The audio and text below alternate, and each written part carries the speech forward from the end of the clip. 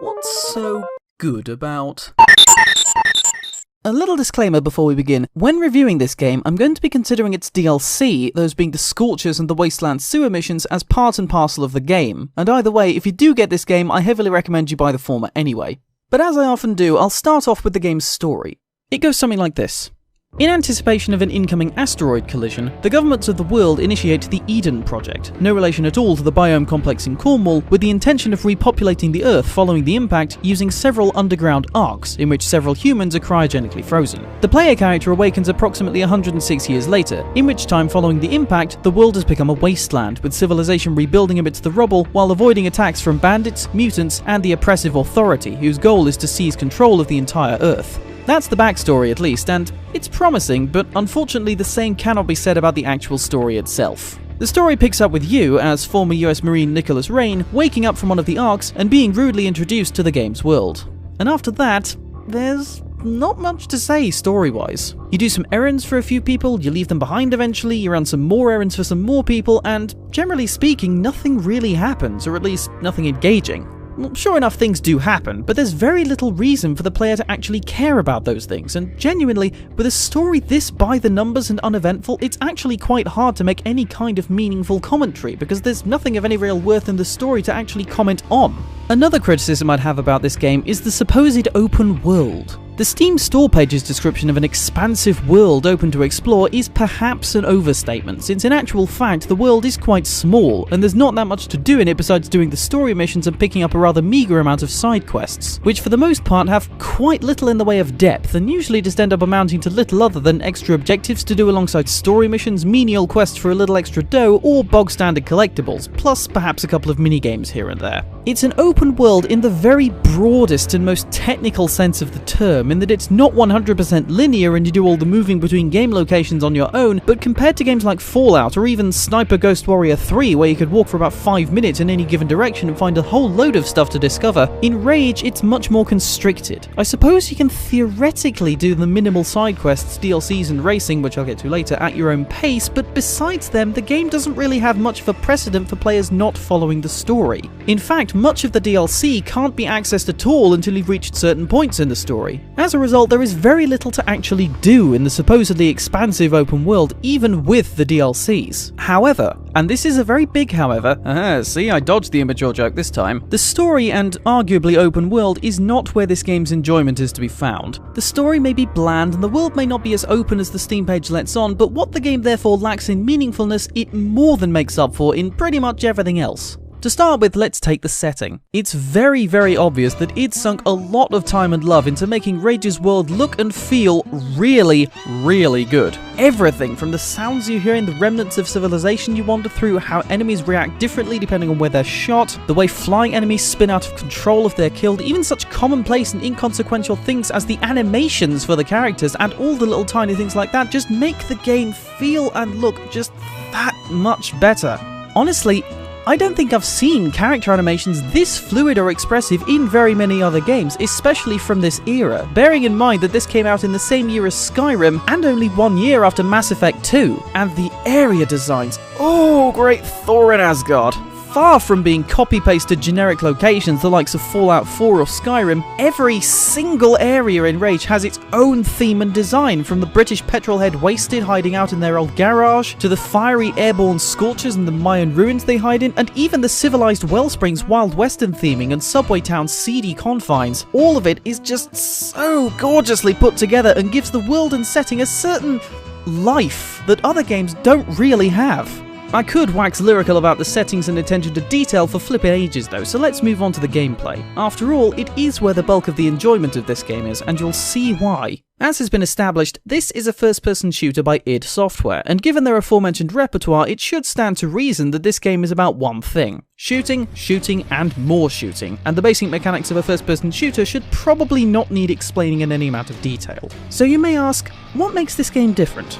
Well, effectively, it boils down to this. If there's one thing that id Software really know how to do, it's making the very act of shooting in and of itself fun, and it's due to, in my opinion, the way they do the guns in their games. A shooter game can have guns that go bang, and that's pretty much a given, but id goes one step further in that they take extra care not to just make the guns look and sound good, but also feel really good to use. And this is something they've done for a long time, hence why games like Quake 1 and 2 still hold up. So before you've got very far in Rage, you'll already have a quite respectable and diverse collection of guns with which to pump lead into your enemies, and as per id tradition, each and every one of them feels and sounds absolutely fantastic. To be honest, it's hard to convey using words, so here's some footage so you can see and hear for yourself.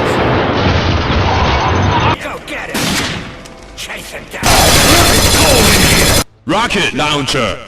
On top of this, the weapons can also be upgraded with various different ammo types, kind of a la Bioshock. For some guns it's your standard more powerful, more expensive bullets, but there are also some more interesting additions. Your shotgun, for instance, can take 3 different kinds of buckshot, that being standard shot, pop rockets that effectively turn it into a grenade launcher and are really fun to spray everywhere, and a pulse shot, which turns it into an EMP launcher. The standard pistol, which you get at the start, also has kill bursts, which effectively turn it into a pepper gun, or as the game itself describes them, bullets within bullets within bullets which all fire at once.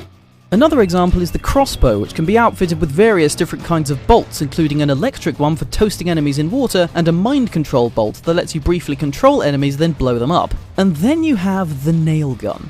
This is my personal favourite. Obviously it lets you shoot nails, but it can also be used as a wall-penetrating railgun, or, and I freaking love this one, you can use it to launch great big rods of rebar at your enemies. There are few guns in games that look, feel, and sound as glorious as this particular ammo type for this particular gun.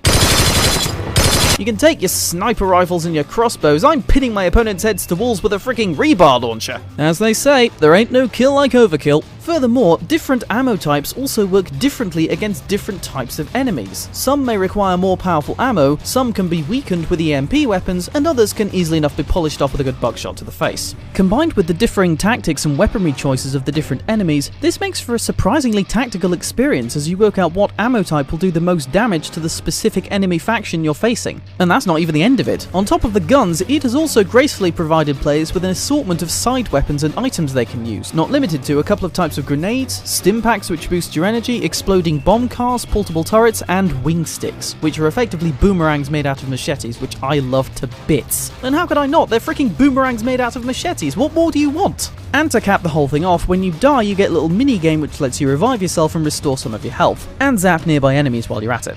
Suffice it to say, Rage's gunplay is gloriously fun in a way that only id or perhaps machine games could pull off. Lots of good-looking, good-sounding and good-feeling guns spiced up with a panoply of extra weapons and items clashes with lots of unique enemies to create a truly cathartic combination. And that is just one half of it. Between the shooting and the marvelling at the scenery, you'll also get the chance to drive Mad Maxy vehicles around the world, as I said before. And after id made the very act of shooting fun, you can bet your last penny they did the same to the driving. There's a few vehicles to choose from of varying degrees of robustness, and let me tell you right now, driving them is a load of fun. They all handle much the same, but that handling is really fluid and nice, and each car is equipped with a nitro boost, which feels so good to fire off all in one go.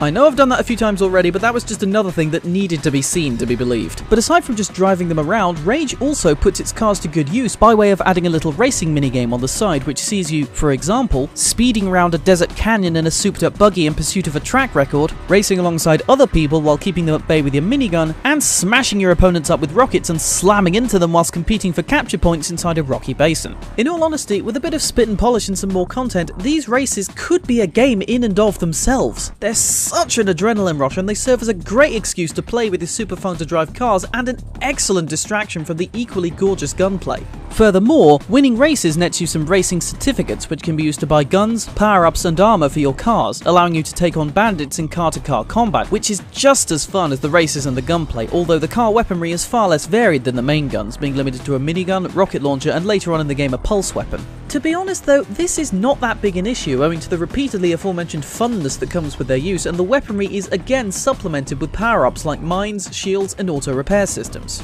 Genuinely, I have not had this much fun driving a car in a game since Burnout Paradise. The driving, the Mad Maxy car combat, the races, the entire mechanic revels in its funness, and it's the exact same kind of fun that id puts into its shooting, making for a matchup which very few other games get entirely right. At this point, there isn't really much more I can say, so I'll round off here. And need I really say more? Rage is, as we have seen, an absolutely gorgeous game. If I may say so myself, it could even be called a better Mad Max game than the official Mad Max game. It has the cars, it has the guns, it has the action.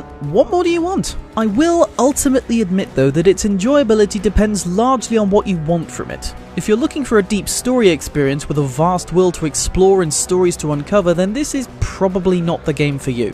If, however, you enjoyed games the likes of Doom and Quake and are looking for a similar experience, then Rage will be happy to provide you with a generous helping of over-the-top, rip-roaring action that will surely whet one's appetite for death and destruction, served in a gilded bowl of beautiful design and attention to detail to make it seem just that bit more alive. Should you buy it? Absolutely. If you like shooters, this game gets my wholehearted recommendation, and I am hyped as all hell to see what Rage 2 has to offer. I've been Deuterium the Sentient Mattress, and that is what's so good about Rage. id Software, never stop being you, you lovable little violent psychopath you. And that is all for this episode. Thank you very much for watching. Be sure to like, share and subscribe. Join my Discord server, link below. Leave a comment if you liked it, leave a comment if you didn't like it. Either way, it means a lot to me. Be sure to ring the little bell by the subscribe button so you'll know when I've uploaded. And since, as I said at the beginning, this video is dedicated to Total Biscuit, be especially sure as well to donate to the John Bain Memorial Fund in his memory. Link also in the description. Thank you again for watching, and I'll see you all next time. Ta-ta!